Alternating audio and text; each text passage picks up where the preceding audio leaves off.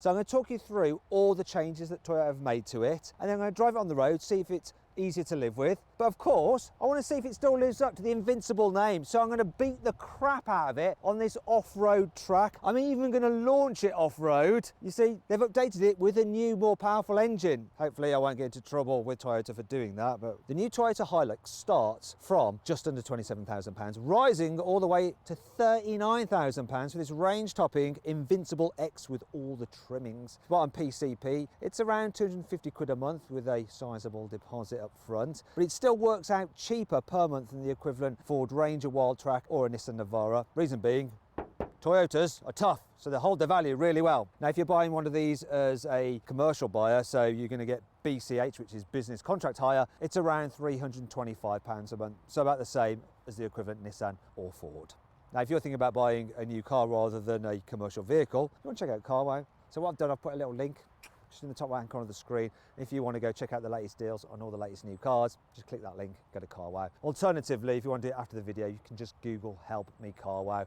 I mean, my team will try to help you get your ideal car at a price that you're happy with. Toyota has changed bits of the design of this Hilux. So from the rear, this is what the new one looks like.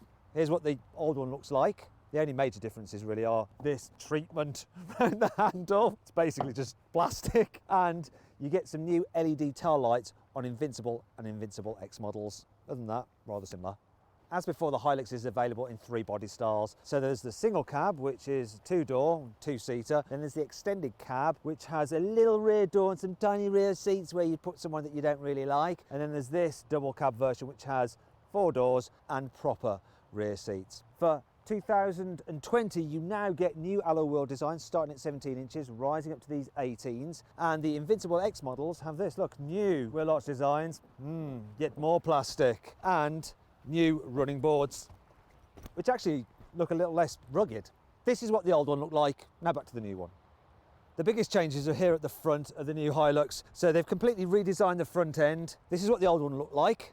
This new one is quite a bit different. All this grille is new. On this Invincible X model, you have this satin effect around the grille, make it look more rough and tough. The normal versions actually look a little bit like upside down Audi grilles. You've got some new lights as well, and the Invincible X has some extra plasticky bits. They love a bit of plastic on this car, round the fog lights. There it is, the new front. Now I want to get inside because I'm getting absolutely soaked. Not enjoying this. Oh, God. Getting to the dry. Oh. Soaking. Okay, so what is new here on the inside of the Hilux? Well, not a lot really. Got the same dash design, made of hard, brittle plastics, weird stitching effect, the plastic on the top of the dash. I think the inside of a VW Amarok is slightly nicer. One thing that is new is this infotainment system. So you get this 8-inch system on all but the entry-level car, and it has Apple CarPlay and Android Auto. On this Invincible X, you have built-in sat-nav, but look at it.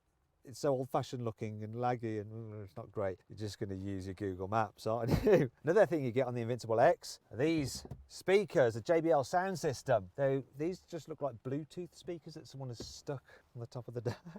I can't complain about the leather seats you get in the Invincible X, and they're electric. Oh, and heated. That's good on a day like today. And it's quite easy to get an ideal driving position because the steering wheel does telescope and move up and down. Practicality wise, there's quite a few storage spaces, so you've got big storage space under here. Look, we've got Wi-Fi. There's also a 3-pin socket there, 100 watts for your accessories. That another storage area here, big cup holders. Then you've got 2 12-volt sockets, but only one USB port. Car showing its age. And then some of the buttons down here. You've got your climate control here. You've got one glove box, decent size there, and another, I like this, up there. And then you've got big door bins. Look, I can fit in 2 bottles in the one bottle holder. Up here there's a place for your sunglasses, and obviously it's lined so you don't scratch your lenses. There we go. That's the inside of the car. It's fine.